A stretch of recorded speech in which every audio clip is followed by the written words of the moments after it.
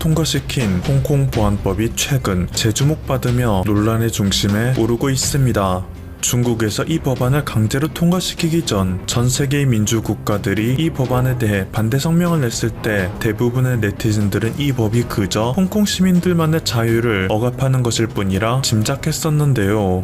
지난 30일 이 법안이 실제로 통과되고 난 후 자세히 알고 보니 이 법안은 홍콩 시민들 뿐만 아니라 전 세계인의 자유를 억압하는 법안이라는 사실이 드러나 세계인들은 충격에 휩싸이고 있습니다. 홍콩 국가안전법, 약칭 홍콩보안법은 홍콩 내에서 국가 분열, 국가 정권 전복, 테러 활동, 외국 세력과의 결탁 등 총 4가지 범죄에 대해 중국 인민정부가 최고 무기징역형까지 선고할 수 있게 만드는 법안입니다. 그런데 여기서 놀라운 사실은 이것의 적용 대상이 비단 홍콩 영주권자뿐만이 아닌 외국인들에게도 전부 해당된다는 것인데요.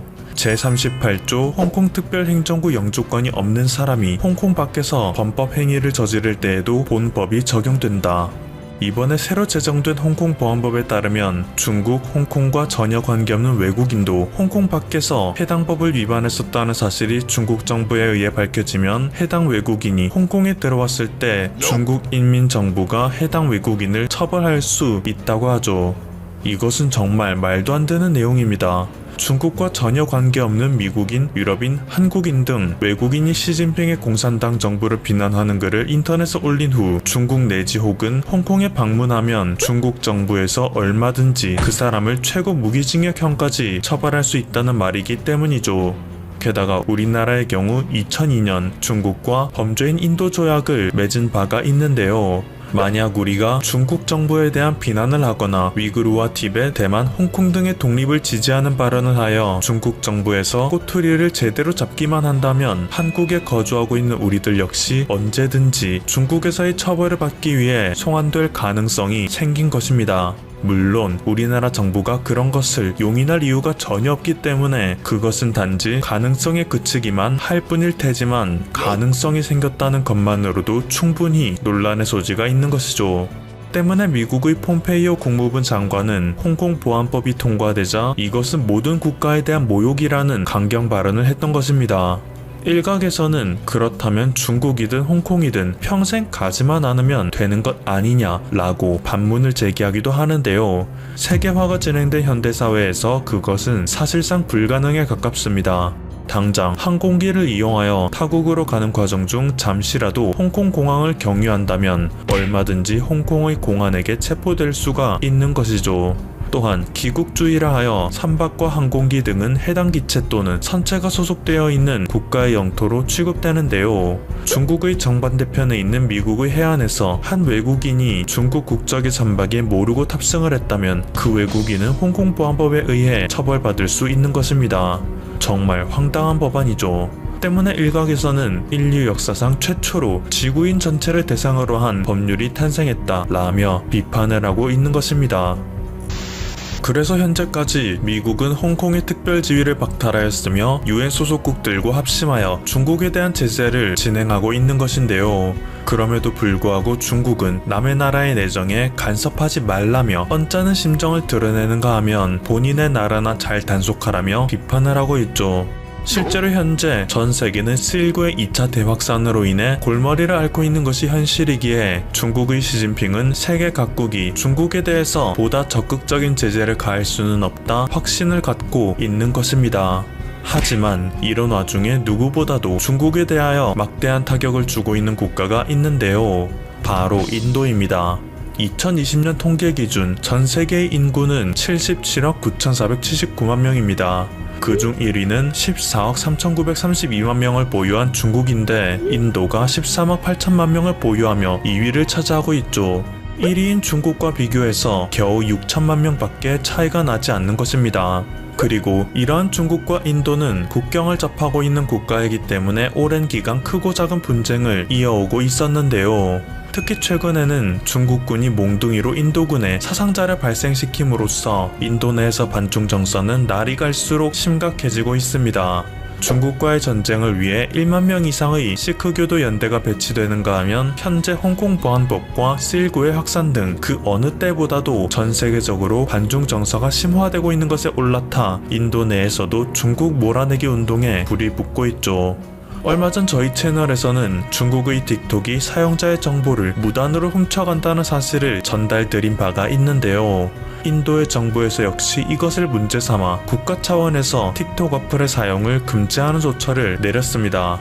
이것은 지난 29일 인도의 전자정보기술부에서 발표한 성명으로서 중국의 각종 어플리케이션들이 인도의 주권, 방위, 안보, 공동질서를 침해했다는 이유로 틱톡과 중국의 메신저 어플 위챗을 포함한 총 59개의 중국 어플리케이션을 사용금지 처분하였습니다. 인도 내 틱톡 사용자는 1억 2천만 명에 달하여 틱톡의 주요 고객이라 여겨지고 있는데요. 그러한 인도에서 틱톡이 사용금지 처분됨으로써 틱톡이 받을 피해는 천문학적일 것이라 예측되고 있습니다. 이것뿐만이 아닙니다. 인도의 네티즌들은 중국군의 만행으로 인해 숨진 인도 군인의 사진과 중국의 회사를 함께 열거하면서 당신은 어느 쪽에 서겠습니까? 라는 게시물을 퍼뜨리고 있습니다. 또한 중국 불매운동 티셔츠를 제작하여 나누고 있고 포스터도 제작하여 인터넷상에서 퍼뜨리고 있죠.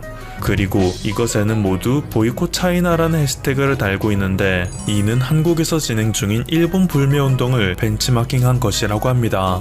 한국에서 한때 일본의 상품을 대체할 수 있는 국산품 리스트를 공유한 것과 마찬가지로 중국산 어플을 대체할 수 있는 어플 리스트를 제작하여 네티즌들 사이에서 공유하고 있기도 하죠. 일본의 주요 고객 중 하나인 우리나라가 소비자로서의 힘을 보여준 불매운동이 그만큼 사회적으로 큰 영향력을 시사했기 때문에 인도에서도 이것을 본받고 있다는 생각이 들어 뿌듯하지 않을 수 없는데요. 중국은 과거 1가구 1자녀 원칙의 부작용으로 점점 인구가 줄어드는 국가인 반면 인도는 갈수록 인구가 증가하는 추세이기 때문에 인도는 이제 곧 중국을 제친 세계 1위 인구 국가가 될 전망입니다. 그런 인도에서 중국에 대한 불매운동을 진행한다고 하니 세계의 모든 국가들에게 무소불위 안하무인의 자세를 보이던 중국도 이제부터는 정말 막대한 타격을 받을 수밖에 없겠죠. 그런데 이런 와중에 한국이 뜻밖의 이득을 얻게 됐다고 합니다. 지난해부터 시작된 미중 무역 분쟁 속에서 미국의 도널드 트럼프 대통령은 세계의 각 국가들이 자신이 진행 중인 화웨이 주기기에 동참할 것을 요구한 바가 있습니다. 하지만 인도는 이것에 정면으로 반기를 들었었죠. 지난해 진행됐던 5G 테스트에서 화웨이와 ZTE를 초청하여 중국 기업의 5G 네트워크 참여를 촉진시킨 것인데요. 그곳에서 인도 정부 측 관계자는 우리는 우리가 원하는 기술을 택할 권리가 있다 라며 그들은 미국 정부의 압박에 아랑곳하지 않고 사실상 화웨이의 장비를 사용하겠다는 의지를 밝혔었습니다. 하지만 최근 중국과의 분쟁이 격화되고 있고 정부 차원에서 중국 기업과의 협력을 금지하는 조처를 내리자 이것에 대한 반사이익은 모두 한국에게 돌아가고 있죠. 올해 시행한 5G 테스트에서는 한국의 삼성전자를 초청한 것인데요. 현재 삼성전자의 5G 장비 시장 점유율은 23.3%로서 26.2%인 화웨이에게 근소한 차이로 뒤지고 있습니다. 그런데 이런 와중에 인도 시장에서 삼성이 중국을 제치게 된다면 삼성이 세계 1위 5G 장비 회사가 되는 것은 따놓은 당상인 것이죠. 그리고 이런 상황은 스마트폰에서 역시 마찬가지인데요. 현재 인도의 스마트폰 시장은 샤오미가 30%로 1위, 비보가 17%로 2위, 삼성이 16%로 3위를 차지하고 있습니다. 중국의 기업이 1, 2위를 모두 차지하고 있는 상황인데 현재 인도에서 일어나고 있는 보이콧 차이나의 영향으로 인해 삼성전자의 스마트폰이 단숨에 1위로 오를 수 있는 기회가 왔다고 하죠. 실제로 인도의 SNS에서는 각종 스마트폰 판매점에서 우리는 중국의 스마트폰을 판매하지 않습니다 라는 문구를 내걸고 있으며 인도의 네티즌들 역시 이러한 판매점의 사진을 잇따라 제보하며 삼성의 스마트폰으로 갈아타고 있는 분위기라고 합니다. 한편 최근 중국은 러시아와도 갈등을 빚어내고 있습니다. 바이카로는 러시아 시베리아의 남쪽에 있는 길이 636km, 너비 79km의 호수로 지구에서 가장 오래되고 가장 큰 담수 호수인데요. 유네스코 세계유산으로도 지정되어 풍요로운 호수라고도 불리는 이 호수는 지구상의 민물 중 무려 20%에 달하는 담수를 갖고 있습니다. 1550여 종의 동물이 서식하고 있으며 이 중 60%가 이곳에서만 서식하는 고유종일 정도로 이곳 생태계의 보존은 매우 중요한데요. 중국의 한 기업이 이곳에 생수 공장을 설치하여 바이칼호의 자원을 개발하려 했다고 합니다. 바이칼호를 끼고 있는 국가이자 러시아 연방의 일부인 부랴티아 공화국에게서 바이칼호 주변의 토지를 매입하여 공장을 지은 뒤 바이칼호의 담수로 상업행위를 하려고 했던 것이죠. 하지만 이후 이를 뒤늦게 알게 된 러시아 연방 측에서 이 중국 기업의 토지 소유권에 대해 효력 없음 판결을 내렸다고 합니다.